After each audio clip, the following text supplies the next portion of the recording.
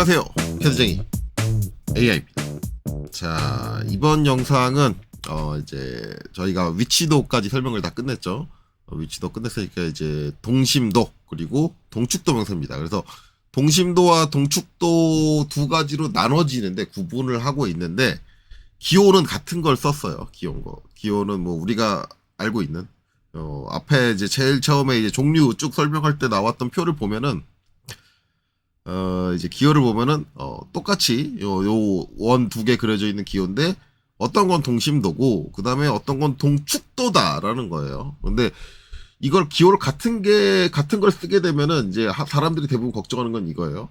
상황이 명확하지 않을 수 있는데 어떤 사람은 동심도로 보고 싶으면 동심도로 보고 어떤 사람은 동축도로 보고 싶으면 동축도로 보고 이게 이제 사람마다 판단이 달라질 거 아니냐 이렇게 생각을 하는데 그렇지는 않습니다. 그래서 동심도를 쓸 때는 꼭 이제 나와줘야 되는 기호가 하나 있어요. 같이 나와줘야 되는 기호. 그거에 대해서는 이제 KS 규격에는 명확하게 명기가 돼 있어요.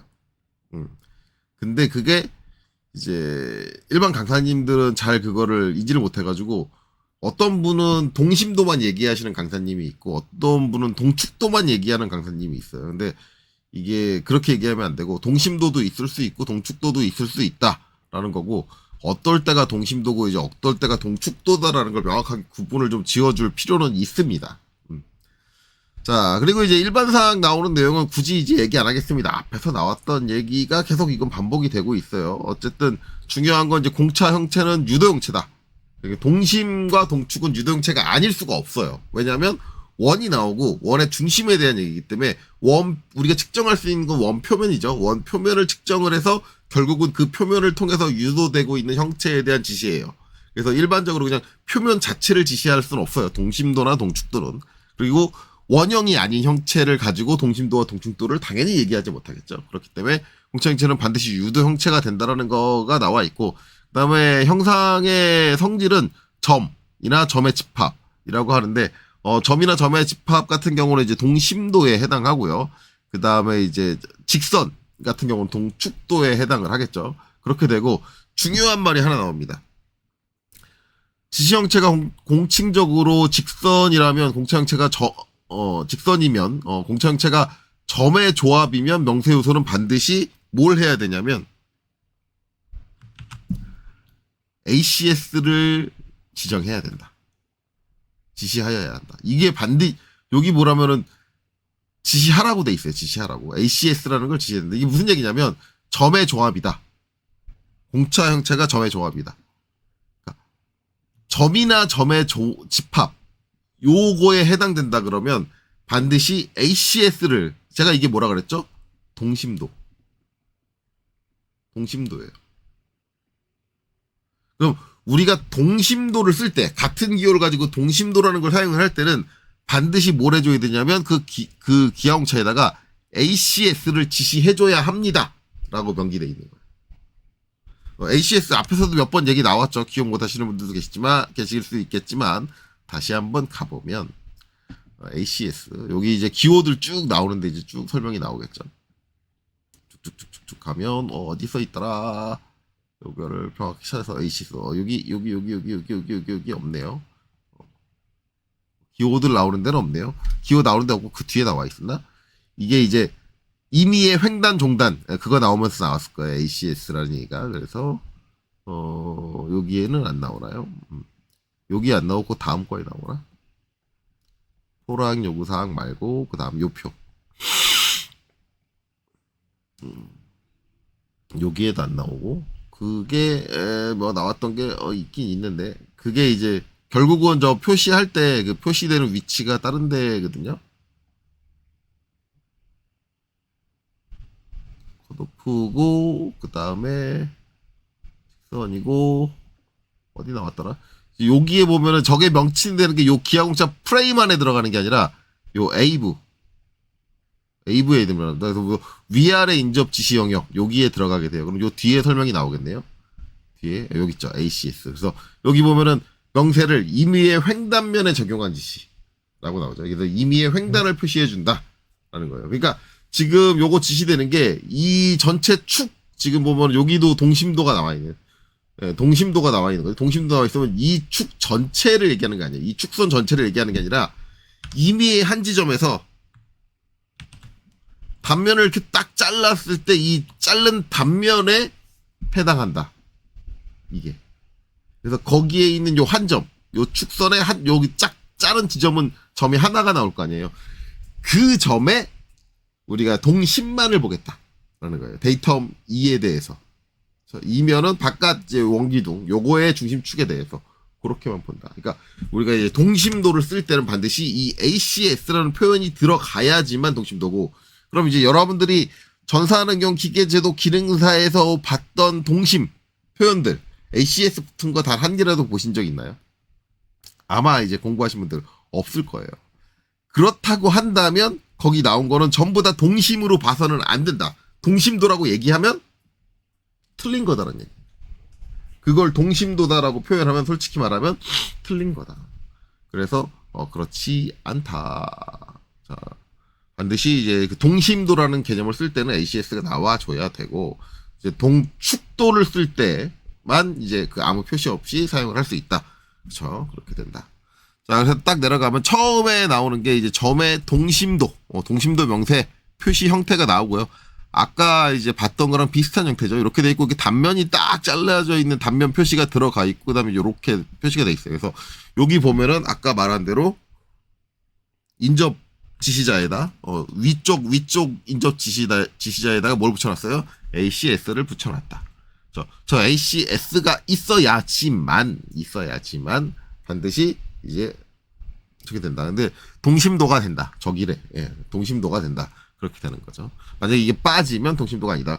그러면은 이게 동심도랑 동축도랑 대체 뭐가 차이 나냐? 어차피 중심이 맞아야 되는 건 똑같지 않냐라고 생각을 하는데, 이제 이렇게 완벽하게 그려진 도면 가지고 우리가 판단을 할 수 없고, 결국은 이제 바깥이 데이터이니까 바깥 데이터 A고 안쪽에 구멍이 뚫렸다라는 개념이잖아요. 구멍이 뚫린다라고 하면 그 구멍이 지금 제가 요거 1도 기울인 거거든요. 1도가 이렇게 기울어져서 이제 뚫릴 수가 있는 거죠. 그러면 이게 동심으로 측정을 하면은, 만약에 내가 측정한 임의의 지역이 저 동심이 나오는 지역을 측정하게 되면 얘는 오케이가 돼요. 임의의 횡단이라고 그랬잖아요. 그러면 어떻게 되냐면, 이 공차값이 지금 0.1로 돼 있는데 0.1로 하면 여러분들 눈에 잘 안 보이니까 이 공차값을 제가 1로 할게요. 만약에 이 공차값이 공차역이 1이다 라고 하면 옵셋 0.5가 들어갈 거 아니에요. 반이니까 절반. 0.5 0.5 요 색깔을 바꿀게요. 아, 얘를 내가 하면 안 되지. 수평한 축을 가지고 해야겠죠. 데이터는 바깥이니까 0.5 0.5로 하면 안 될 것 같은데, 너무 클 것 같은데.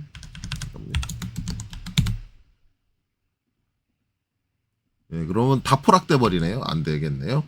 0.5로 하면 너무 클 것 같고, 그러면 요거를 제가 한 0.3? 0.6으로 보죠. 0.6. 그래서 옵셋 0.3 정도 이렇게 되게, 이렇게 되게, 이렇게요.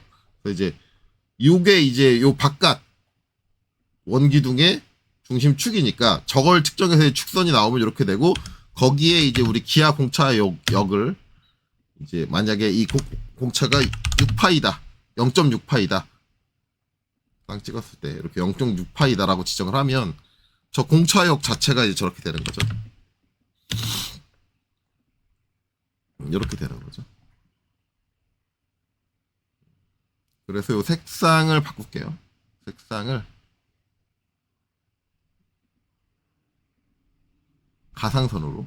실제 이제 공차역이 이제 이렇게 지정이 됐다. 가상선이라 흰색으로 했네요. 어쨌든 이렇게 지정이 됐다 그러면 이제 안쪽에 뚫려 있는 구멍의 중심선이 이거거든요. 제가 1도를 틀어놨기 때문에. 그러면 지금 보면 요쪽 끝은 벗어났잖아요.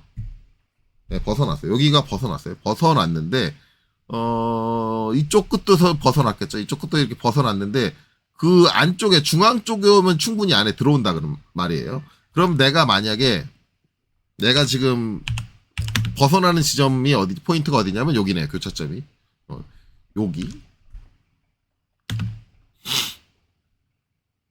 여기에요. 그래서 여기 바깥으로, 그쵸? 이쪽으로 가면 요 공차역에서 벗어나요. 그리고 이제 여기도 이렇게 벗어나면 공차역에서 벗어나요. 그리고 요 안쪽은 뭐예요? 공차역 안에 다 들어오죠, 중심이. 그러면 내가 이제 요거에 보면은 ACS라고 돼 있잖아요. ACS라고 돼 있으면 임의의 이제 횡단을 측정을 한단 말이에요. 근데 내가 만약에 측정하는 데를 여기 횡단을 생각을 해가지고 여기를 측정을 했다. 안쪽에 있는 저 부분을 측정을 했다라고 하면은 얘는 뭐예요? 지금 이 공차역 안에 들어오는 법이니까 얘는 오케이가 돼요. 근데 내가 만약에 임의의 횡단을 여기를 잡아서 측정을 했다 그러면 어떻게 돼요? 벗어나죠. 공차역에서 벗어나잖아요. 이렇게 되면 불량이 돼요. 그러니까 동심이라고 이거를 지정을 해버리면 합부를 왔다 갔다 어디를 측정하느냐에 따라서 임의의 횡단을 어디를 잡았느냐에 따라서 가공된 상태에 따라 합격과 불합격이 똑같은 제품인데 바뀌어버릴 수가 있어요. 이런 일이 발생을 하죠.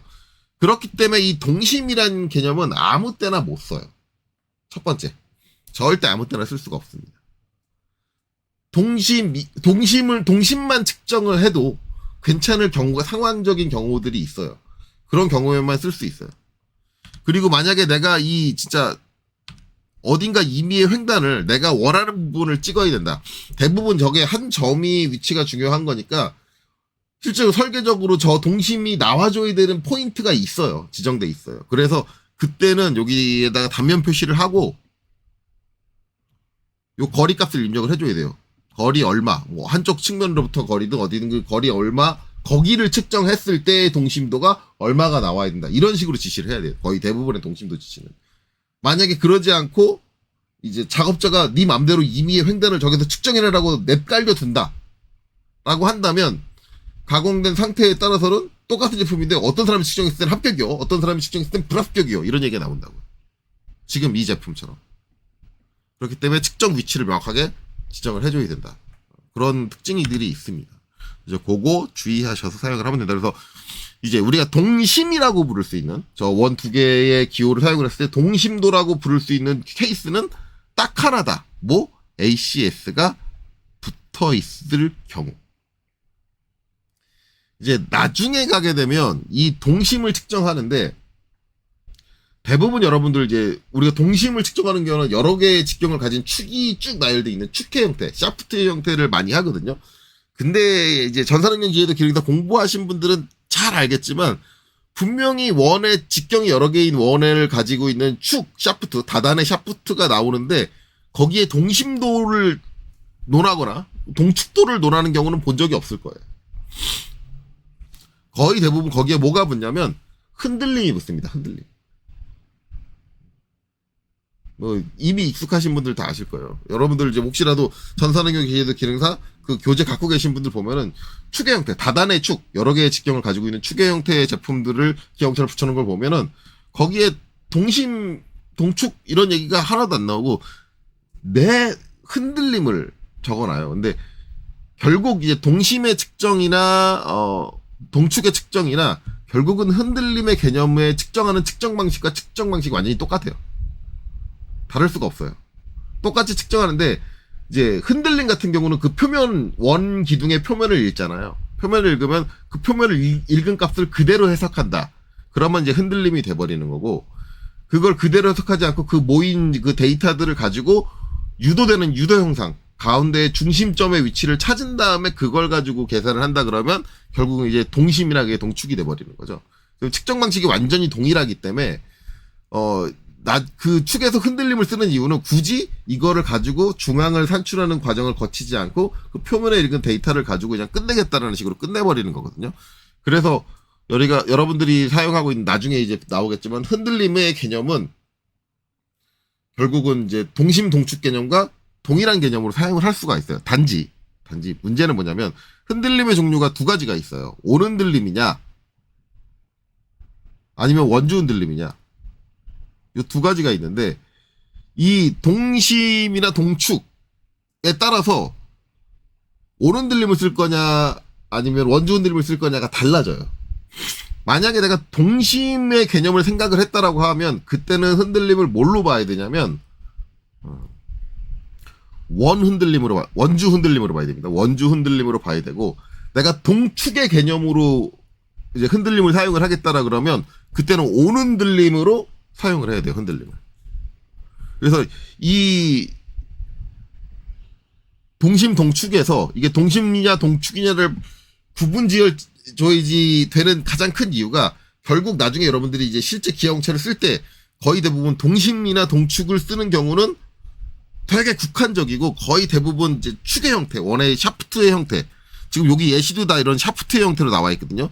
이런 형태에서는 여러분들이 절대 동심이나 동축 기호를 붙이지 않을 거예요. 다 흔들림으로 끝내버릴 거예요. 이때 흔들림을 붙여주는데 내가 흔들림을 붙여줄 때 원주 흔들림을 붙여줄 거냐 아니면 온 흔들림을 붙여줄 거냐를 결정하는 그 가장 키포인트가 뭐냐? 결국은 이제 이게 동심이냐 동축으로 와야 되냐 이 개념이에요. 그래서 이걸 구분할 줄 알아야 돼요. 가장 우리가 이제 그 샤프트에 이제 흔들림을 적용을 할 때 가장 많이 논란이 되는 부분이 그거든요. 야, 여기다가는 원주를 붙여, 온 흔들림을 붙여. 뭐 여러분들 지금 학원 다니고 계신 분들은 강사님께 물어봐도 좋아요. 강사님, 여기는 왜 원주 흔들림을 붙여요? 온 흔들림을 붙이면 안 돼요? 이거 물어보세요. 이거 명확하게 설명할 수 있는가? 이걸 명확하게 설명할 수 있다라고 하면 그분은 제대로 된 이제 강사님, 좀 공부를 하신 강사님이고, 만약 이거를 명확하게 설명을 못 해주신다라고 하면은 그분도 기하공체를 잘 모르는 거예요. 그냥 암기해가지고 가르치시는 거예요. 그 문제의 형태 패턴을 외워가지고. 요거 흔들림이랑 이 동심동축 이 개념을 얼마나 잘하느냐 요거를 강사님한테 물어보면 이 강사님이 기하공체를 이해하고 가르치는지 아니면 그냥 자기가 기출문제 풀었던 거를 암기를 해가지고 그냥 암기된 내용을 그냥 앵무새처럼 읊고 있는지를 정확하게 판단할 수 있습니다. 예, 이것도 이제 강사 테스트하기 딱 좋은 것 중에 하나죠. 어쨌든 그렇습니다. 그래서 이제 만약에 이제 특정한 이유, 근데 지금 여기서는 이게 왜 동심이어야 하는 그런 상황까지는 설명이 안 돼 있어. 케이스 교육에는. 예, 동심을 측정을 할 때는 반드시 기하공체를 동심을 측정을 요구를 할 때는 반드시 ACS라는 거를 붙여줘야 된다. 그러면 이제 ACS를 붙여주는 이유는 ACS를 붙여줬을 때는 이제 작업자들이 편하죠. 왜냐면 이게 동축이 되면 이 원기둥 표면 전체를 다 읽어야 돼요. 왜냐면 전체 축의 흐름을 다 읽어야지 이제 그 축이 어떻게 기울어졌는지를 판단을 할 거 아니에요. 그러니까 시간이 되게 오래 걸리거든요. 동축을 측정을 한다 그러면. 근데 이거를 아니야, 동축할 필요 없고 동심만 보면 돼. 그러면 그냥 한 바퀴만 돌리면 되잖아. 한 바퀴만 어딘가 임의의 단면 하나 정해가지고 거기서 한 바퀴만 돌려주면 측정이 끝나버리기 때문에 측정이 되게 빨리 끝나요. 그러니까 동심이냐 동축이냐를 구분해서 적어줘야 되는 가장 중요한 이유가 그러니까 측정 작업자로서는 작업 시간을 줄여줄 수 있느냐예요.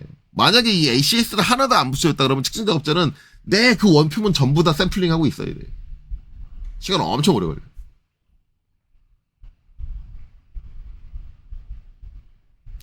그래서 중요하다. 어쨌든 그래요. 그래서 이제 첫 번째 나오는 내용은 이렇게 나오고 그 다음에 나오는 내용 축에 이제 동축명세 동축명세가 나와요. 그래서 나오는 패턴이 이렇게 나오죠. 이렇게.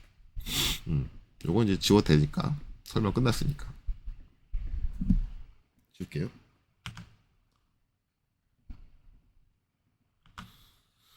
자, 나오는 패턴이 이렇게 나오는데 여기서부터 이제 딱 보면은 이제 이게 결국은 이제 이건 동축이다. 동축인데 데이텀이 A-B 이거 뭐예요? 공통 데이텀 또는 공용 데이텀. 그렇죠? 공통 데이텀으로 지되어 있습니다. 그래서 실제로 이 축이라는 게 거치되는 게 요 끝과 요 끝을 통해서 양쪽 끝의 직경을 통해서 고정이 되고 그거에 의해서 이제 평행이 결정이 나고 그러면 이 양쪽 끝을 가지고 고정해 놓은 평행 상태와 평행축의 상태와 그 다음에 요 가운데 있는 요 직경에 대한 중심축이 요렇게 표시되어 있다. ACS가 안 붙어 있죠? 이러면 동축을 이뤄야 된다. 즉 여기 있는 요 직경의 길이 전체 구간이 요 데이텀에서 지정하고 있는 이제 0.08 범위 원통 안에 완전히 다 들어와야 돼요. 하나라도 좀 어긋났다. 한 개 포인트라도 어긋났다라 그러면 불량이다. 이렇게 보셔야 되는 거죠. 얘는 동축이니까. 동축. 그렇게 해석이 된다라는 거고, 그 다음에 중요한 거 요거 A, B. 제가 이제 앞에서 데이텀 얘기할 때부터 누누이 얘기했죠. 우리 이거 전산응용기계도 기능사대로 하면 어떻게 돼요? 저거 보면 전산응용 기계제도 기능사에 내축 기입돼 있는 걸로 하면 어떻게 돼? 이거 이렇게 해가지고 이게 아니라 이렇게 안 하고 어떻게 해요? 이 중심선 좀 이렇게 연장해가지고 대충 연장할게요. 지금은 그게 중요한 게 아니니까 이렇게 하고 뭐 어떻게 해요? 얘를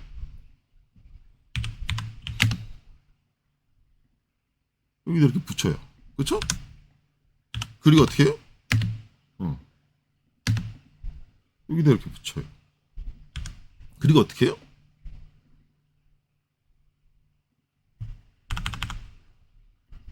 이래요. 이랬을 거 아니에요. 이렇게 안 한다. 케이스 교육, 애당초 케이스 교육에서 이거 어떻게 해야 되는지 답 나와 있잖아. 케이스 교육에. 땅 답 나와. 이거 어떻게 해야 돼? 이렇게 해야 돼. 이게 맞는 거야. 애당초 케이스 교육 딱 한 번만이라도 읽어봤다 그러면 답이 나왔어. 지금 우리가 전산응용 기계도 기능사 거기서 하고 있는 게 다 뭐야? 그 수많은 교재.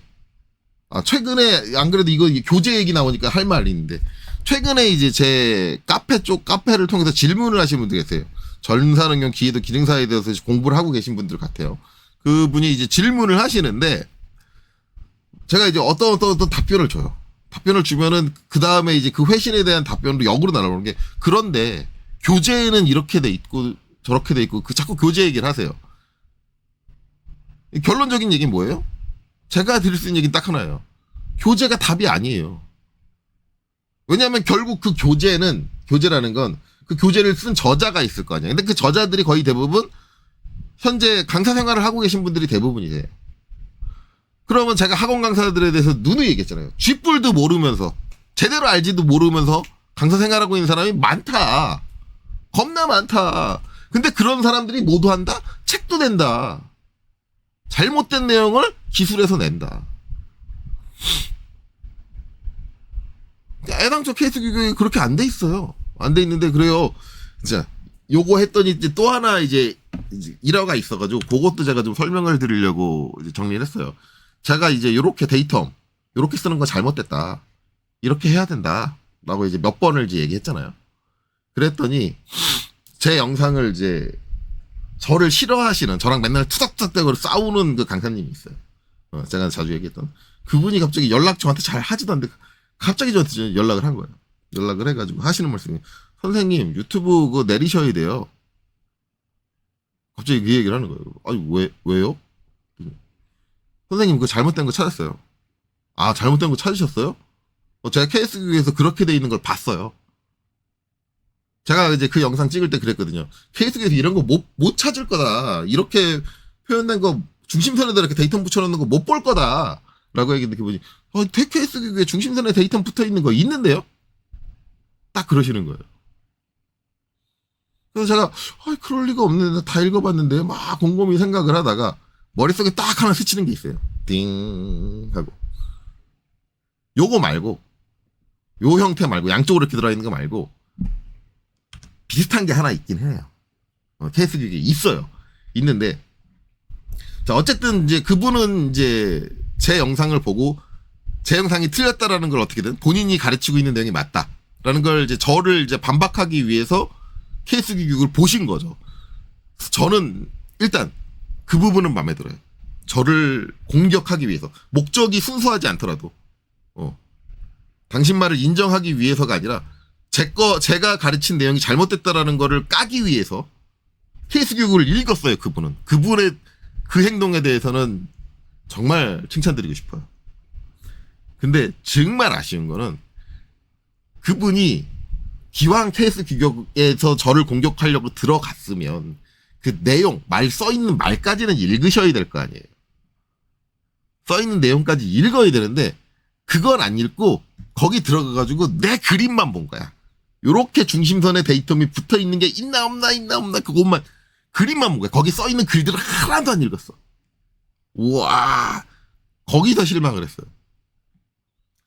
그러더니 그분이 얘기해서 선생님 본문 내용 지금 제가 정리한 건 본문 내용이거든요. 그거 말고 부속서에 가면 그 부속서 얘기하는 순간 딱 내리셨어요. 제가 정리는 본문만 했지만 저는 읽은 건 부속서까지 다 읽었어요.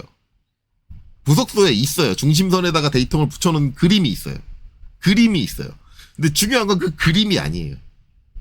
그림이 아니고 거기 써있는 말인데 그분이 이제 하시는 말씀이 아니 거기 중심선에 붙인 거 있는 게 케이스 규격에 있는 내용을 왜 없다고 설명을 하세요. 그거 영상 내리셔야 돼요, 선생님. 딱 저한테 그러는 거예요. 그래서 제가 설사 그게 제가 설명한 그 유튜브 영상이 잘못된 거에도 내리진 않을 거다. 그리고 만약에 그게 잘못된 게 확인되면 제가 영상에 올릴 거다. 죄송합니다. 내용 개정합니다. 그 영상은 그대로 두겠습니다.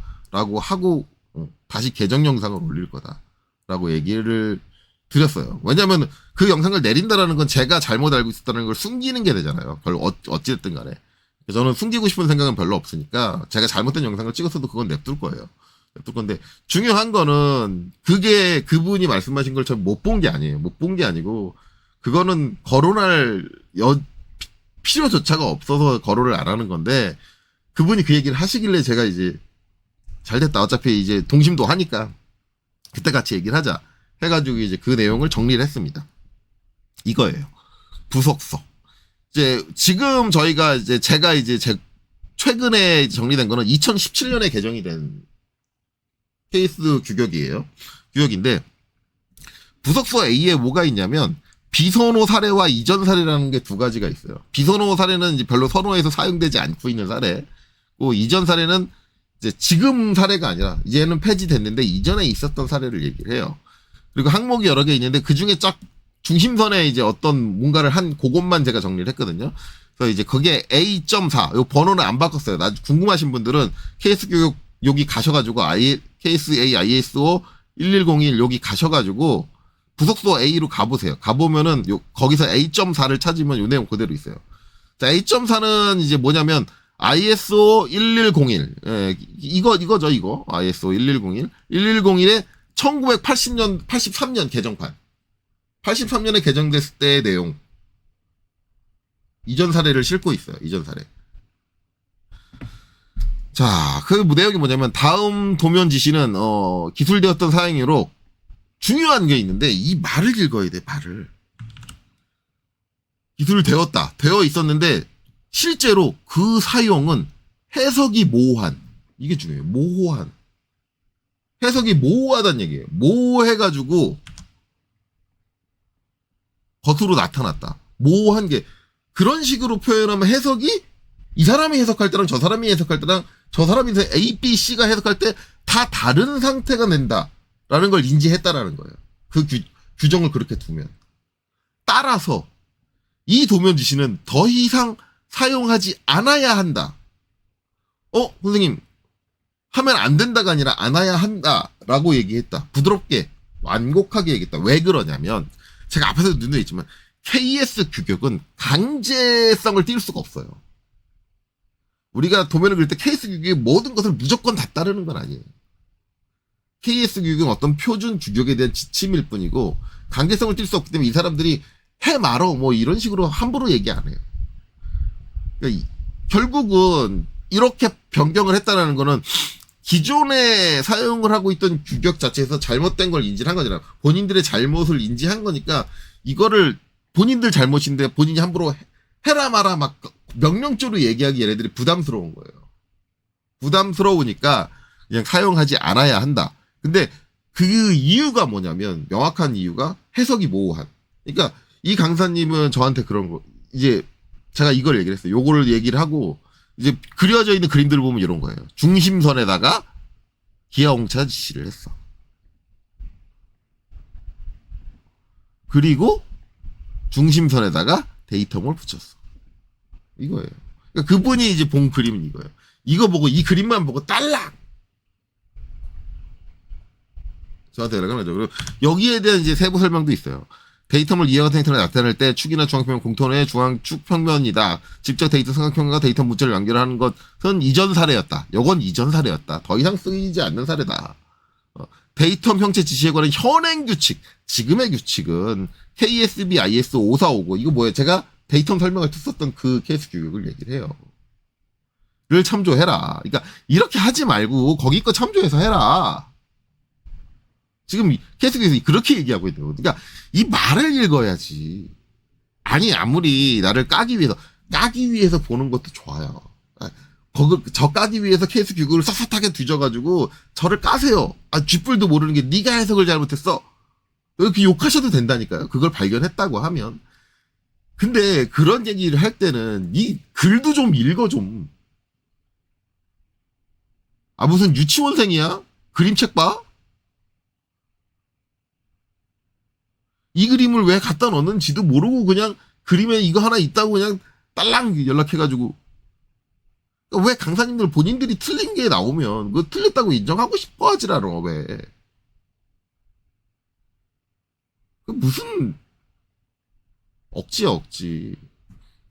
이게 이 초등학생들 무슨 억지 부리는 것처럼 강사님들 억지를 부리세요. 아닌 건 아닌 거지.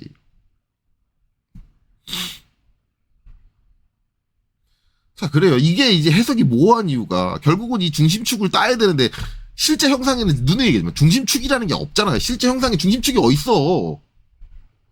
외부 표면만 있지. 그럼 이 중심축을 따려면 여기 있는 이 직경을 통해서 중심을 따든가 아니면 이 직경을 통해서 중심을 따든가. 그런데 어떤 놈은 이거 가지고 중심 따고 어떤 놈은 이거 가지고 중심 따고 사람마다 다르다니까 이게.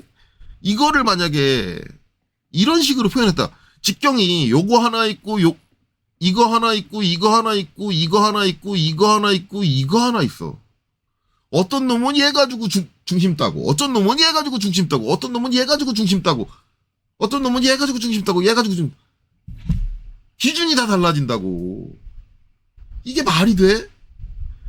우리가 도면에서 사용하고 있는 약속이나 규칙은 모호함이라는 게 존재해서는 안 돼요. 거의 대부분은.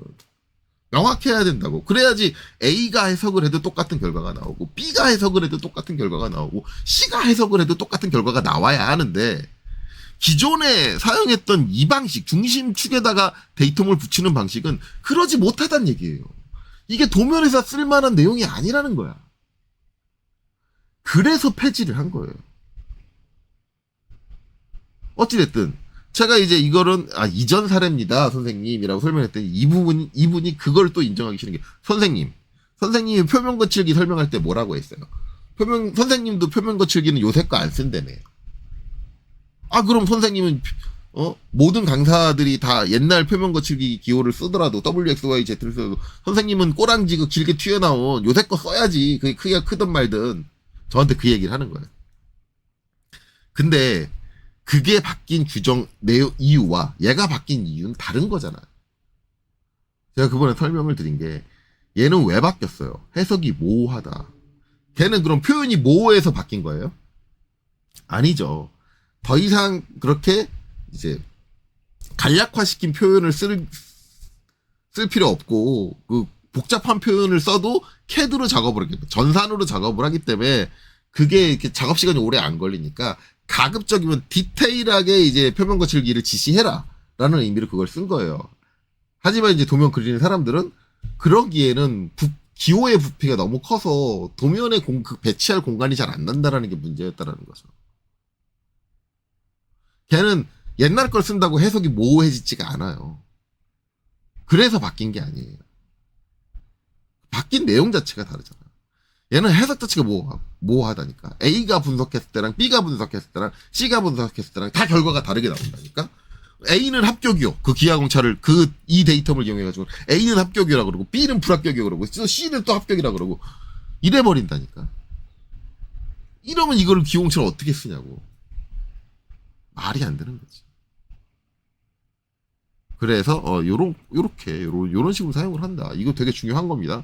그래서 절대 이거는 쓰시면 안 되고 이제 큐넷에서 혹시나 채점하시는 분들이 영상을 본다면 이거 무조건 감점하셔야 됩니다. 이거 무조건 감점하셔야 돼요. 이거 잘못된 거예요. 이렇게 쓰면 안 돼요. 명확하게 지정해야 돼. 명확하게. 진짜로. 이런 식으로.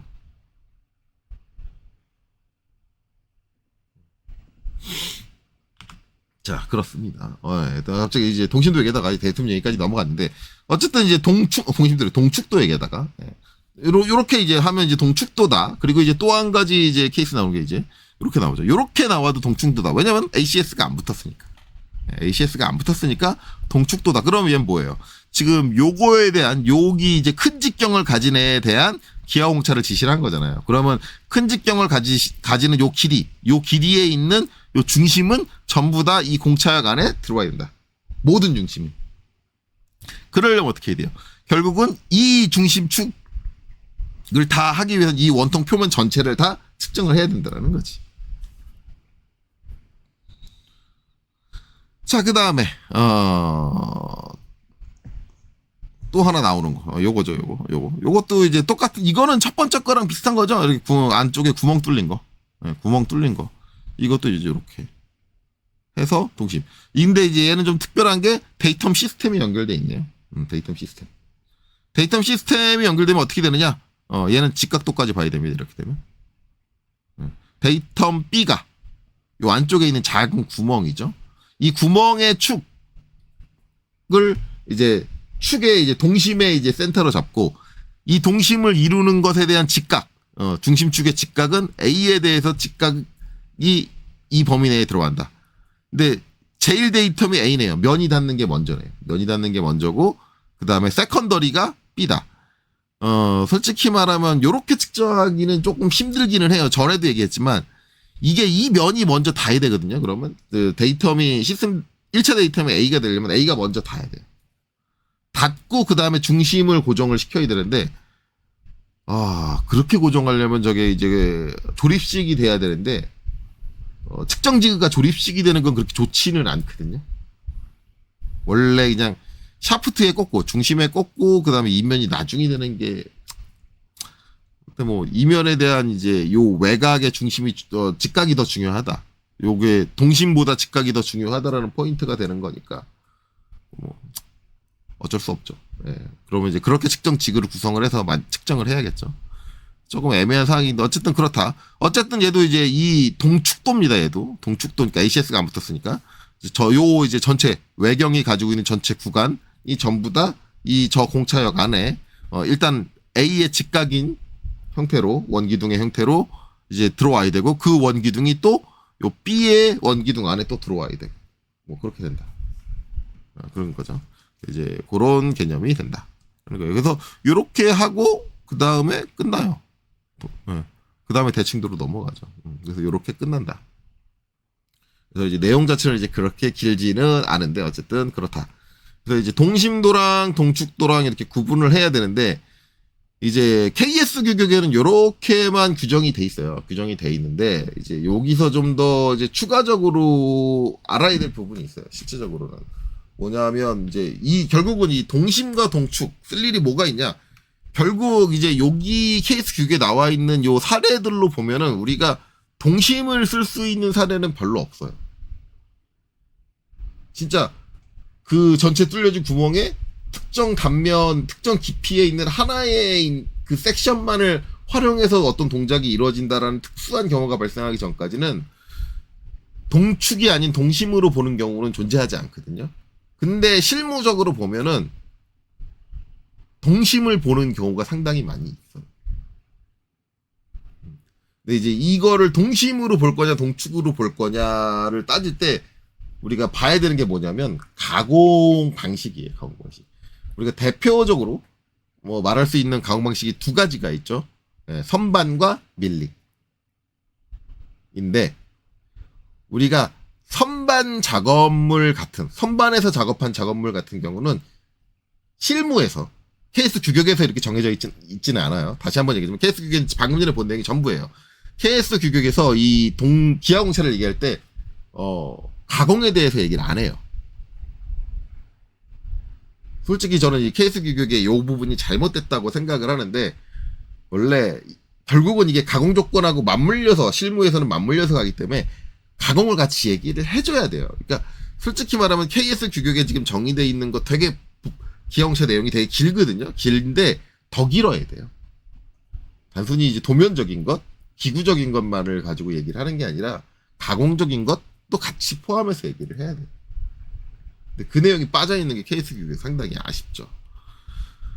지금 이제 여기 나와 있는 거의 대부분 이렇게 축의 형태가 나와 있잖아요. 축의 형태가 나와 있고 완전히 원기둥 형태를 띠고 있는 걸로만 예시가 나와 있는데 저 형체들의 모든 가공은 전부 다 선반 베이스의 가공기에서 작업이 이루어질 거예요.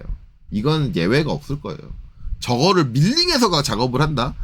솔직히 말하면 이제 미친 XX라는 소리가 나올 거예요, 아마. 무조건 선반으로도 간다라고 하는데, 이제 선반의 가공 특징을 판단을 하면, 선반에서 가공한 것들은 동축이 어긋날 수 없어요. 기본적인 기구 시스템을 이해를 한다 그러면, 동축으로 어긋날 수가 없어요. 동심이 어긋날 수는 있어요. 동축은 어긋날 수 없어요.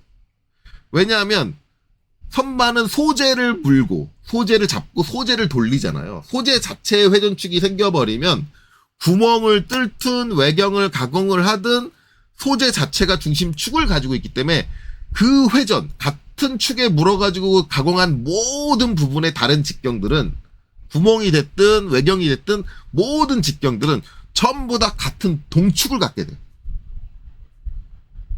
그럴 수밖에 없어요. 그래서 일반적으로 선반 가공한 것들을 볼 때는 그냥 ACS, 그렇죠? ACS를 붙인 동심으로 보시면 돼요. 실무에선 그렇게 봐요. 그래서 여러분들 이제 전산응용 기계도 기능사에 요거를 제가 뭘로 바꿔 쓴다 그랬어요? 흔들림으로 바꿔 쓴다 그랬잖아요. 요 기호를 흔들림으로 바꿔 쓰는데 그 축에 붙어 있는 흔들림 기호들을 보면은 전부 다 온흔들림이 아닌 뭐냐면 원주 흔들림이에요. 원주 흔들림. 왜 그러냐? 그 축은 선반에서 강화했기 때문에 축이 틀어지기 힘들어요. 그래서 제가 원주 흔들림이 뭐다? 원주 흔들림이 동심도다 라고 얘기했잖아요. 왜냐면 하나의 원만을 측정을 해요. 하나의 원만. 하나의 원의 표면만을 측정을 하는 거예요. 임의의 한 섹션, 한 단면의 원만을 측정을 하고, 온흔들림은 뭐예요? 그 원통 전체를 측정을 하는 거죠. 그런데 만약에 우리가 지금 이것처럼 축은 축에 있는 모든 직경들은 동축 개념이라고 하면은 얘를 절대 원주 흔들림으로 보시면 안 돼요. 온흔들림으로 다 바꿔야지. 그러면은 만약에 저거를 KS 규격에 나와 있는 대로 저건 다 그냥 동축의 개념이야 라고 생각을 한다 그러면 지금 이제 전산응용 기계도 기능사에 나와 있는 원주 흔들림으로 돼 있는 이제 축 기하공체들은 전부 다 틀린 게 돼야 되는데 그건 틀린 게 아니에요. 실무적으로 봤을 때는 맞는 거예요. 왜냐하면 선반이란 가공 자체가 동축이 틀어지는 일은 없다. 동심이 틀어지는 일은 있어. 이걸 이해하셔야 돼요. 만약에 근데 밀린 가공품이다. 밀린 가공품 대체적으로 이제 설명을 드릴 수 있는 게 요거죠. 요 내경 뚫리잖아요. 내경 뚫리잖아요. 근데 여기서 이제 여기 이제 베어링 들어가는 요 구멍, 이거 기화공차 작성해 보신 분들 보시면 아시겠지만 많이 이제 공부하신 분들은 아시겠지만 이쪽 32파이를 기준으로 해서 반대쪽 32파이는 뭘 해줘요? 뭘 걸어줘요? 반드시 뭘 걸어줘요?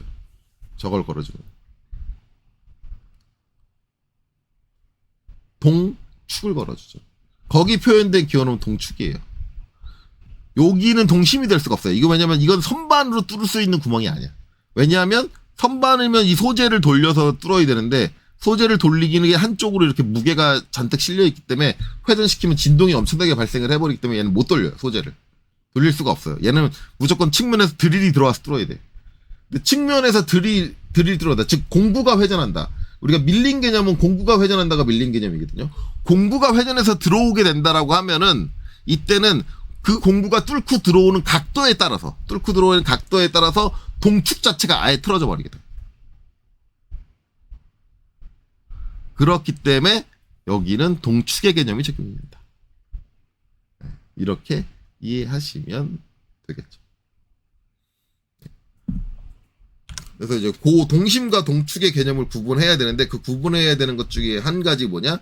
그 내가 지금 기하공차를 지정하고자 하는 그 원이 이제 선반으로 가공한 것이냐 아니면 밀링으로 가공한 것인가, 밀링 방식으로 가공을 한 거냐, 이것도 여러분들이 알고 계셔야 돼요.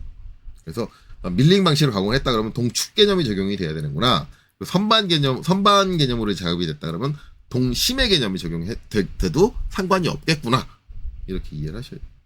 그래서 선반 제품 같은 경우는, 선반으로 가공한 제품 같은 경우는 측정 작업자의 이제 작업을 좀 줄여주기 위해서 그냥 동심 개념으로 기입을 해주시는 게 맞습니다. 만약에 이제 나는 흔들림을 이용하지 않고 그냥 동심을 이용을 할 거야 그러면 ACS라는 걸 써줘야 되는 거죠. ACS를 반드시 써서 명기를 해줘야 된다. 그렇게 이제 작업을 해주셔야 되고, 그 다음에 이제 측정 방식에 대해서는 제가 이제 이거 설명을 측정 방식을 이어서 하는데, 측정 방식에 대해서 이제 더 이상 설명을 안 할 거예요. 왜냐면 앞에서 측정 방식 나올 건 다 나왔어요. 결국 이제 요렇게 선반, 아까 봤던 이제 선반 형태, 요런 형태의 제품을 측정하는 거는, 이거 진원도 측정 장비, 이제 진원도 쪽 가시면 측정 장비 나올 거예요. 진원도 측정 장비랑 똑같은 방식으로 측정합니다. 네. 똑같은 방식으로 측정해요. 요게 되게 중요한 게, 진원, 이제 측정, 우리가 이제 기아공차에서 진원도, 그 다음에 동심도, 그쵸? 그 다음에 흔들림. 요 세 가지가 측정하는 방식이 다 똑같아요. 다 원통을 측정하죠. 원통을 측정하는 건 거의 대부분 측정 방식이 다 똑같아요. 단지 이제 예외적인 거는 이렇게 전체 형태가 원통이 아닌데 뚫려 있는 구멍을 측정하는 방식은 좀 달라요. 저건 이제 3차원 측정으로 해줘야 되는 거고, 그게 아니라 이런 이제 완전히 원형으로 이루어져 있는 선반 제품, 선반 가공품들의 모든 측정 방식은 진원도 제가 설명할 때 측정했던 측정 방식, 그 다음에 지금 동심도, 그 다음에 흔들림, 요 세 가지가 측정 방식이 다 똑같습니다. 그래서 그때 보여드렸던 그 측정 장비 하나 가지고 다 퉁쳐요. 그거 가지고 진원도도 볼 수 있고, 동심도도 볼 수 있고, 그 다음에 흔들림도 볼 수 있고, 다 볼 수 있어요. 그 장비 하나 가지고. 네, 그렇게 된다. 그렇게 이해하시면 돼요. 단지 이제 진원도는 측정할 때 물어주는 게 자기 자신이다. 왜? 자기 자신이 데이터이니까. 진원도는 나 자신이 데이터이니까 나 자신을 물어준다고. 그 다음에 동심도가 다른 거는 측정 대상과 다르게 이제 진원도와 다르게 뭐예요? 물어주는 건 데이터물 물어주고, 그 다음에 측정은 측정 부위를 측정을 하고, 요 차이가 다르다. 흔들림은 동심도와 동축도와 측정 방식이 똑같습니다. 동심도 어차피 거기도 데이터물이 따로 있기 때문에 데이터물 물어주고 측정 부위를 측정을 한다라는 거죠. 그래서 이제 측정 방식이 완전히 똑같다 보니까 아까 제가 말씀드렸던 대로 동심도 동축도는 나중에 이제 흔들림으로 대체될 수 있다. 흔들림으로 대체될 수 있다. 왜냐면 흔들림으로 표현하는 게 그 표면의 상태를 그대로 읽어가지고 그거 가지고 값을 지정하기 때문에 계산 과정이 줄어요. 그래서 흔들림으로 보는 게 더 편합니다. 네. 이제 그래서 이제 그러죠. 그래서 실제 우리가 이제 동심도라 동축도를 사용하는 경우는 거의 대부분 나중에 가면은 요런 원통 형체에는 안 붙여요. 안 붙이고 어디로 가느냐, 결국은 완전한 원통 형체가 아닌 요런 형체에서 구멍이 뚫려 있다. 이런 것들에 대한 동심도 동축도를 볼 때만 이제 우리가 동심도와 동축도를 쓰게 되고, 그 외의 경우 거의 대부분 원통 형태의 제품들은 동심도를 쓴다라는 거죠.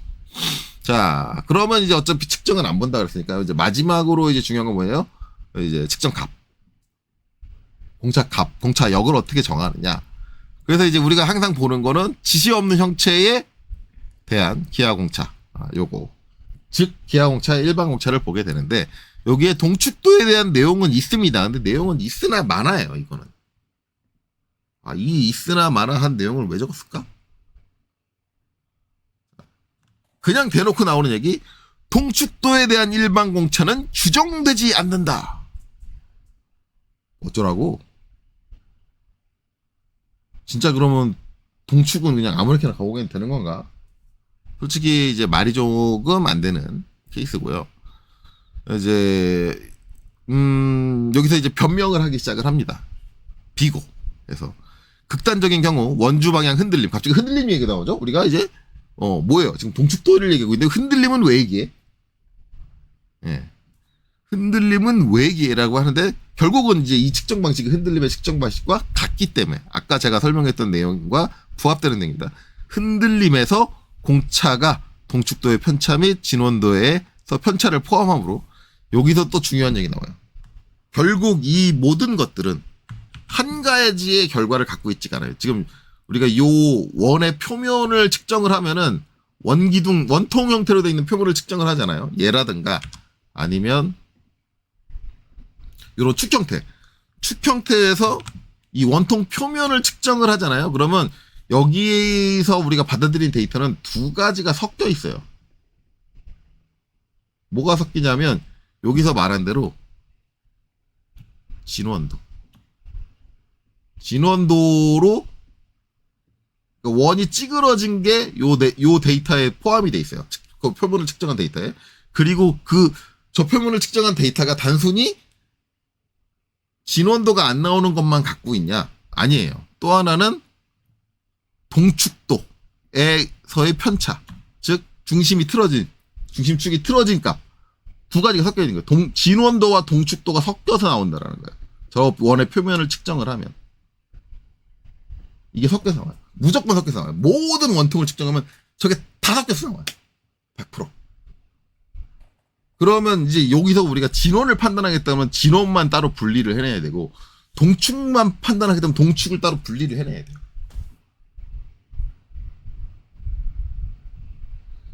그러니까 얘가 변명하는 건 뭐냐면 이게 섞여 있다 보니까 뭘 가지고 내가 이제 공차를 선정해야 될지 좀 모르겠다.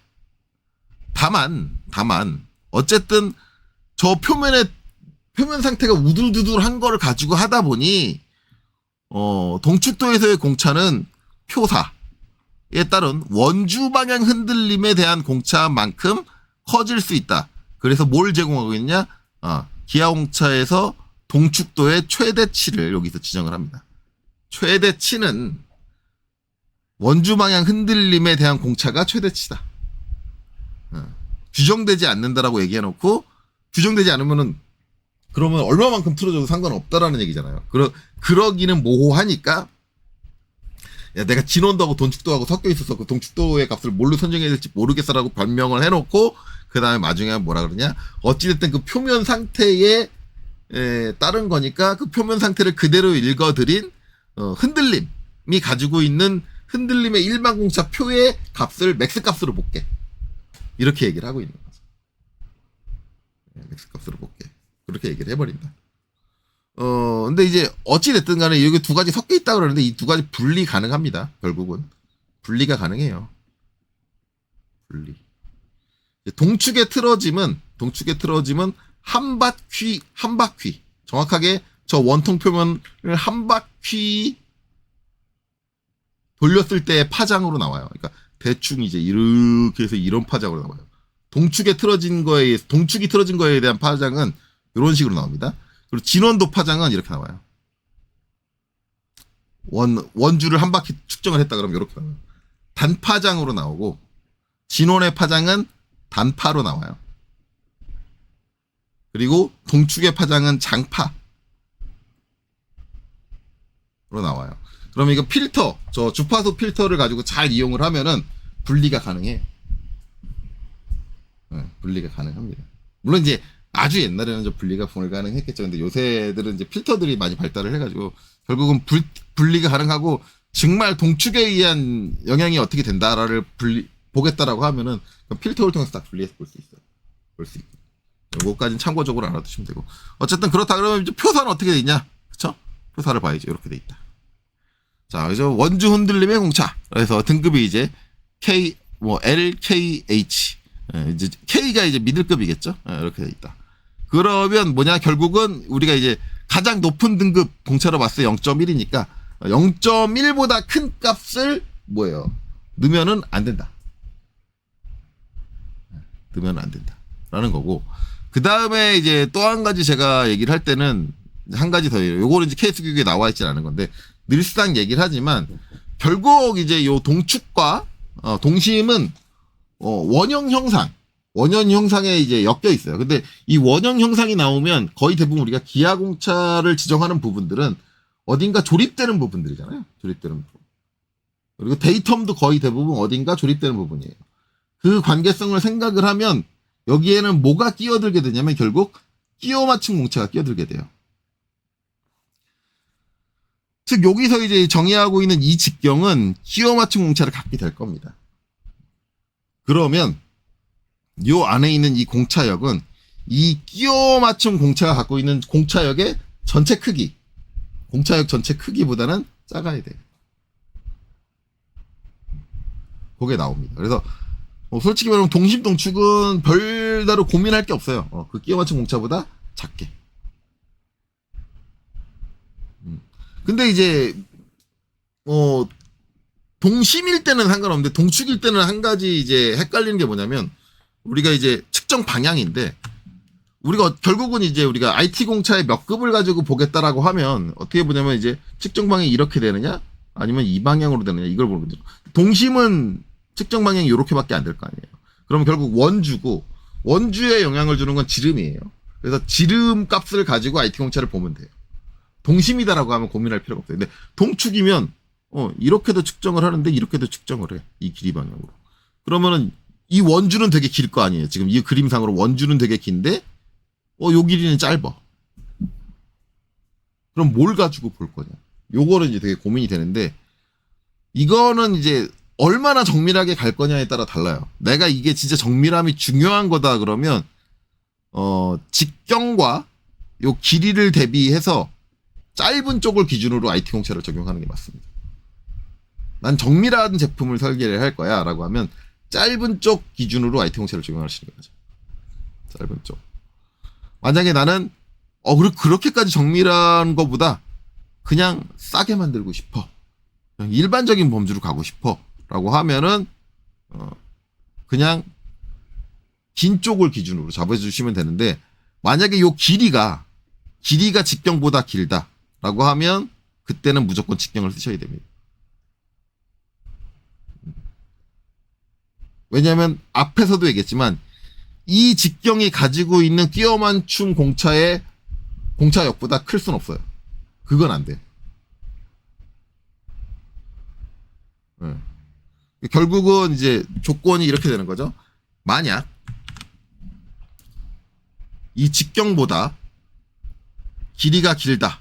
이 좌우의 폭이 측정해야 되는 길이가 동축을 측정해야 되는 전체 길이가 길다라고 한다면 무조건 뭘 본다? 이 직경을 가지고 선정을 해라. 그렇죠? 그러면 그리고 이제 만약에 이 직경보다 요 길이가 작다라고 하면은 그때는 판단이 들어가는 거죠. 그냥 러프하게 가고 싶다 그러면 직경으로 봐라. 그리고 러프하게 보는 게 아니라 정밀하게 볼 거다 그러면 길이로 봐라. 짧은 쪽으로 봐라. 이렇게 됩니다. 실제 실무할 때 이제 기용차 선정하는 기준이. 그래서 그 제품의 이제 정밀도는 어떻게 되냐. 그러면 이제 전산응용 기계도 기능사 하시는 분들은 고민이 되죠. 근데 고민이 될 전산응용 기계도 기능사 하실 때는 고민하실 필요는 없고 이게 이제 정밀도가 어떻게 되는지는 시험 문제에 안 나와요. 그렇기 때문에 얘를 무시하셔도 상관없어요. 전산응용 기계도 기능사 하시는 분들은 무시하고 그냥 두 가지 조건 모두 다 이 직경을 가지고 선정을 하면 된다. 그래도 상관없습니다. 그래도 감점 못해. 무슨 얘기인지는 이해하셨죠? 근데 솔직히 말하면 전 그렇게 생각하시는 것보단 요 세 가지 제가 이제 생각하는 상황 판단을 모두 다 하실 수 있는 분들이 더 맞다고 하거든요. 저는 일반적으로 그럼 어떻게 하느냐? 저는 정밀하게 좀 기하공차가 들어가는 걸 되게 좋아하는 편이에요. 그래서 저는 이 길이가 짧으면 이 길이를 가지고 선정을 하는 편입니다. 일반적으로. 저렇게 선정을 하고 저렇게 선정했는데 이제 간혹 가다가 제 상사가 그럴 때가 있어요. 야, 너무 과하잖아. 야, 이걸 어떻게 맞추냐? 강화하는 데서. 그리고 너 공차 이렇게 적게 너무 공차값 그렇게 낮게 깔면 저 강화업체에서 단가 비싸게 불러. 그 얘기 나오면 그때 이제 바꾸죠. 예, 위에 고참이 그렇게 지시를 하면 바꾸는데 저는 기본적으로 이제 원래 정밀하게 가는 쪽을 선호를 해요. 그래서 이제 짧은 쪽을 위주로 기하공차 값을 선정해서 한다. 근데 결국 이런 것에 대한 판단은 설계자가 직접 해야 돼요. 이거를 아, 그렇게 복잡하게 얘기하지 마시고, 이거면 이거다, 저거면 저거다 딱 답을 정해주세요. 이거면 이거다, 저거면 저거다 답을 딱 정해달라고 하시는 분들은 설계를 하시면 안 돼. 결국 여러분들이 설계를 하실 때는 여러분들이 배운 지식들을 모두 믹스를 해가지고 자기만의 어떤 기준을 가질 수밖에 없어요. 그런 모호함을 가질 수밖에 없어요. 그래서 간혹 가다가 이제 제가 요새는 이제 제가 실무를 안 하고 교육 쪽에서 일을 하잖아요. 그럼 교육 쪽에서 일하면 답답한 게 뭐냐면 대부분의 이제 학생분들이 이제 뭐 자격증을 채점을 하고 시험 문제를 채점을 하고 그러면 선생님의 개인적인 주관 아니에요, 그건? 그러니까 저 같은 경우는 이제 뭘 감점을 하냐면 뭐 이제 중심선 길이를 막 학생들 지적할 때 중심선 길이가 너무 길게 막 이렇게 적당하게 돼 있어야 되는데 어떤 학생은 막 이렇게 해놔요. 이렇게 한쪽은 이렇게 짧게 해놓고 한쪽은 이렇게 길게 해놔요. 그럼 제가 요걸 지적을 하거든요. 지적을 하면 불만을 내요. 아, 선생님 저거 얼마만큼 길이 빼라고 지정돼 있는 거 어디 있어요? 갖고 오세요. 그런 게 어디 있어요? 이 시험 문제에 그런 거 나와 있어요? 뭐 그렇게 따지거든요. 그럼 이제 전 KS 교육을 꺼내죠. KS 교육에 따라서 이제 KS 교육 딱 꺼내면 뭐예요? 거기 계산 공식 나와요.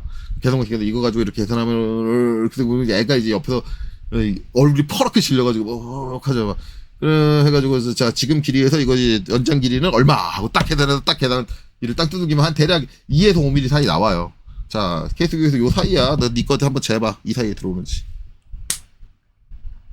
그러면 제가 또 한마디 하죠. 아, 선생님, 제가 그 계산 공식을 외워가지고 그걸 해야 돼요. 그러니까 그렇게 외워가지고 하지 않는 건 상관없는데, 그래도 적정한 선에서 비슷하게는 맞춰야 되지 않을까? 그래서 저는 학생들한테 수업할 때 항상 얘기거든요. 대충 2mm, 아니면 3mm. 그 정도로 맞추라고. 튀어나오는 거, 연장되는 거. 1대1 도면 기준에서. 그렇게 얘기를 하거든요. 제가 보면 학생한테 제시를 했어요. 그 계산 공식 해가지고 뭐 이렇게 하면 복잡하니까 그냥 대충 한 그렇게 하면 2에서 5mm 사이 나와. 그러니까 우리는 한 2mm 빼자. 3mm 빼자. 이렇게 제가 제안을 해요, 학생들한테. 그렇게 깔끔하게 정리하자라고 제안을 했는데도 불구하고 걔는 대충을 하는 거죠. 대충 하는 거잖아요. 왜? 귀찮으니까. 저는 거기에 대해 지적을 하는 거죠. 그러면 이제 그렇게 지적을 한 걸 학생들이 대부분 하는 건 그건 선생님 주관이잖아요. 라고 얘기를 하는 거죠. 근데 도면이라는 건 결국 이 도면을 깔끔하게 정리했다는 건 최종적인 결론을 내리려면 어찌됐든 주관이 들어갈 수밖에 없어요. 참고적으로 이 중심선 정리에 대해서 이제 추가적으로 제 지금 카페에 질문이 들어온 게 있어요. 이제 질문 나온 게 뭐냐면 대충 이런 거죠. 여기서 보면 이제 이 선이 좀 짧잖아요. 짧은데 얘는 그래도 좀 중심선이 하나가 나오는 정도였잖아요. 근데 만약에 이 제품의 요 중심선이 표현되는 것 중에 두께가 더 짧은 게 있다. 중심선이 표현 안 될 정도로 요 정도면 이제 표현 안 되겠죠.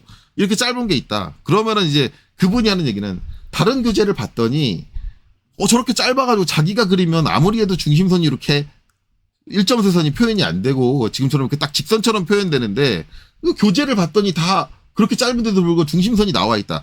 이 상태에서 중심선이 나왔다는 얘기는 뭐예요? 얘의 개별 축척을 건드렸다는 얘기잖아요. 개별 축척을 건드려서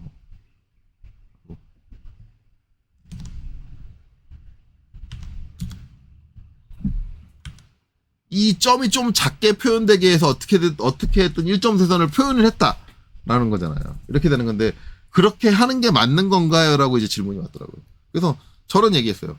잘못됐다. 아니 어느 사람이 이건 제가 실무를 빗대어서 얘기를 하지만 어느 미친 사람이 이 한 도면의 선 종류 하나의 도면에 들어가는 선 종류 축척을 다르게 적용을 하냐. 그러는 실무는 없어요. 그렇게 적용 안 해요. 그렇게 적용하면 오히려 비효율적이에요. 그냥 짧아서 이렇게 선이 너무 짧아가지고 중심선이 안 나오는 건 이거는 KS 규격에도 나와 있어요. 중심점을 표현 안 하고 그냥 가는 실선으로 표현해도 1.4선을 표현 안 하고 가는 실선으로 표현해도 된다라고 KS 규격이 선이 짧으면 그렇게 해도 된다고 되어 있는데도 불구하고 뭐예요? 일부 강사들은 미친 듯이 저 1.4선을 표현하기 위해서 이 선정의 추측을 막 겁나게 바꾸는 거예요. 솔직히 말하면 제가 실무했을 때 그런 짓 하는 애들을 보면은 미친놈이라 그러거든요. 왜 그래야 되는 거죠? 비효율적으로. 근데 이제 그분들은 그래요. 그러면 안 된다는 규정은 있습니까? 그렇게 얘기하면 솔직히 할 말은 없어요. 그러면 안 된다는 규정은 없지. 그렇죠? 근데 이제 이게 너무 선정률 축척을 줄여버리면, 그래서 뭐 이제 얘를 이제 0.5로 줄여볼게요. 우리 캐드에서는 이게 보이잖아요. 출력하면 여기 일직선으로 보입니다. 그런 경우도 있어요. 너무 줄이면. 왜냐? 출력할 때 지금 우리 캐드 화면에서 볼 때 이렇게 보이는데, 출력할 때 선에 굵기가 들어가요. 선에 굵기가 들어가면 저게 이어져 버려요. 네. 그러니까 내가 애써서 힘들어가지고 개별 선정률 축척까지 조정을 해가면서 이렇게 만들었는데도 불구하고 출력했더니 효과가 없다. 이런 경우도 대부분이에요. 그러니까 의미 없는 행동일 수도 있다. 괜히 혼자서 뻘짓거리 하는 걸 수도 있다. 라는 거죠. 그래서 아니 KS 규격상에서는 선이 짧아가지고 저 단세선 요 세선이 표현이 안 되는 건 인정하고 있다. 왜 굳이 그 표현을 하느냐라는 거죠. 근데 이제 그분 저한테 질문했던 그분이 이제 제가 그런 식으로 내용을 써서 보냈어요. 이제 굳이 그럴 필요 없으시다. KS규에서 너무 짧은 선은 뭐 일정선이 표현 안 돼도 상관없다라고 되어 있다. 그냥 가는 실선으로 표현해도 된다고 선정률이 나와 있다라고 했더니 그분이 이제 거기서 이제 두 번째로 내놓은 방법이 무슨 교재를 봤더니 그 교재에는 다 저게 되게 돼 있다. 그러니까 자꾸 이제 하는 얘기가 교재 얘기를 자꾸 하는데 제가 이 영상 찍으면서 계속 하는 얘기 뭐냐면 교재 얘기를 다 믿지 마라. 교재가 절대적인 게 아니다. 어떤 분은 이제 뭐 공고 교과서를 하더라고요. 근데 공고 교과서라고 해서 별반 다를 게 없어요. 마치 그러니까 공식적인 교육기관의 교과서잖아요. 거기 있는 답은 정답 아니에요. 그 교과서를 만든 사람들이 솔직히 말하면 학교에 관련된 그 기술을 알고 있는 솔직히 말하면 학교에서 그 이제 이 기술분과 공고에서 기술분과 가르치는 강사님들이 어중이 떠중이가 더 많아요. 심지어는 제도의 제자도 모르는 학교 선생님을 기술 선생님을 학원 보내서 교육시켜가지고 강사를 시키는 그 교과를 담당하게 시키는 공고도 있어요. 근데 그런 엉터리 분들이 교과서를 집필을 해요, 또. 그러니까 마치 이제 공고 교과서다 그러면은 이건 베이스가 되는, 이거는 국가에서 학교에서 공식적으로 아니에요. 틀린 내용 많아요. 절대 믿지 마세요. 시중에 팔고 있는 교재, 그다음에 공고 교과서 맞는 내용이 있겠죠. 최대한 맞는 내용으로 만들려고 노력을 했겠죠. 하지만 제가 봤을 때는 틀린 내용이 많더라. 쥐뿔도 모르는 내용이 많더라. 그러면 이제 뭐 CCBB가 붙으면 네가 틀리냐 내가 틀리냐라고 하는데 이게 이제 중요한 거는 절대적인 부분이 있느냐 아니냐가 더 중요한 게 있어요. 그러니까 무슨 얘기냐면 기아공차 같은 경우는 좀 절대적인 부분이에요. 뭐 제가 아까도 얘기했던 요 중심선 표현하는 거, 요거 잘못된 거, 이런 것들은 절대적으로 따라야 되는 내용이에요. 그런데 이제 대부분 질문 나오는 것들, 어떤 표현에 대한 것들은 절대적이라고 보기는 어려워요. 방금 전에 얘기했던 이 중심선, 너무 짧은 부분의 중심선, 굳이 나는 1.4선 보여주게 하겠다. 그럼 보여주게 하세요. 상관없어요. 근데 제가 판단하기로는 이 중심선에 1.4선이 보이든 안 보이든 감점은 없을 거예요. 제가 느끼기에는. 이거 가지고 감점하진 않을 거예요. 왜냐하면 이건 논란의 여지가 있어요. 어떤 사람은 이렇고 KS 규격을 보면 굳이 너무 짧은 중심선에 1.4선이 굳이 있을 필요는 없어요. 그러면은 이제 채점관이 이거를 1.4선이 안 보였다고, 중심선인데 1.4선이 안 보였다고 개인적인 판단을 해서 저걸 감점을 했어. 그걸 학생이 알았어. 그러면 KS 규격을 갖다 들이밀어. 그래 놓고 당신 채점 이따위로 할 거야? 라고 하면 어떻게 돼요? 대동 당할 거 아니에요. 그러니까 그런 애매한 부분, 표현상의 애매한 부분들은 거의 대부분 이제 그런 식으로 하지 않지 않을까라고 생각을 합니다. 그래서 그건 이제 크게 중요한 부분은 아니지 않을까.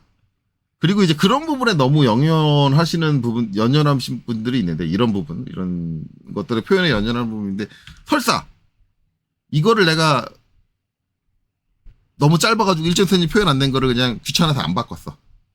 시간이 모자라서 그냥 가는 실선인체로 그냥 했어.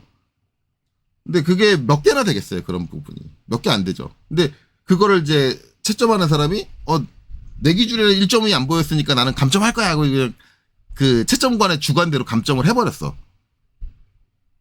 요런 부분들을. 그런데 그것 때문에 떨어졌다. 솔직히 말하면 그것 때문에 떨어질 거는 그거는 몇 개 안 될 거예요.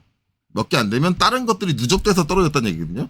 그 정도로 누적이 된다고 하면 솔직히 말하면 그분은 시험 보러 가시면 안 됐어요. 요런 애매한 포인트 때문에 내가 떨어졌다 라고 한다면, 그분은 판단을 잘못하신 게 뭐냐면 그 정도 실력이면, 요런 애매한 거 한두 개 때문에 내가 떨어질 것 같다? 라는 그런 걱정을 갖고 있는 실력이면 시험을 보러 가시면 안 되지. 요거는 뭐 감점을 하든 말든 상관없어.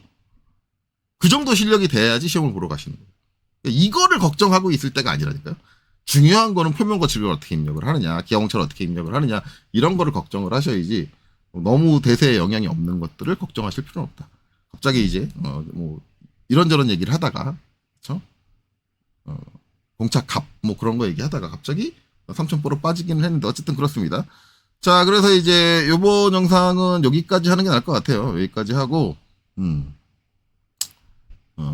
여기서 이제 중요하게 마무리 지을 거는 이제 결국은 이제 요 데이텀 표시 잘 보시고, 그 다음에 동심, 그 다음에 동축의 개념을 명확하게 구분하셔야 돼요. 동심과 동축. 그리고 내가 동심의 개념을 쓰고 싶다 그러면 반드시 뭘 붙여야 된다? ACS, 임의의 종단면. 요거는 붙여줘야 돼요. 꼭 붙여줘야 돼요. 그리고 만약에 저 기호를 안 붙였다 그러면 모두 뭐다? 동축이다. 이거 구분하셔야 되고, 그 다음에 요 케이스 규격에는 안 나와 있지만 동심과 동축을 구분하는 거. 동심은 거의 뭐 대부분 뭐 선반 가공 작업물들은 동심만으로도 끝날 수 있다. 그 다음에 밀링 기반의 가공 방식으로 제작된 이제 구멍이라든가 아니면 원형들은 전부 다 동축까지 같이 봐야 된다. 이런 개념들 잘 보셔야 되고, 그 다음에 요 공차값은 결국 대부분 이제 결국은 요 내가 측정하고자 하는 기하 그 공차 형체, 지시 형체, 그 직경이 가지는, 거의 이제 동심 동축은 다 원형이니까 직경이 가지고 있는 것에 이제 끼워 맞춘 공차의 영향을 받기 때문에 그 값을 기준으로 해서 이제 공차역을 선정해 주는 게 맞다. 그렇게 기억하시면 될 것 같아요. 그 외에 뭐 나머지는 뭐 특이한 게 없을 것 같습니다. 그리고 이제 다음에는 이제 대칭도를 하면 이제 위치 공차는 다 끝날 것 같네요. 위치 공차, 대칭도 설명을 하면. 자, 그래서 이번 영상 여기까지 하고 마치도록 하겠습니다. 여기까지 보시느라 수고 많으셨습니다.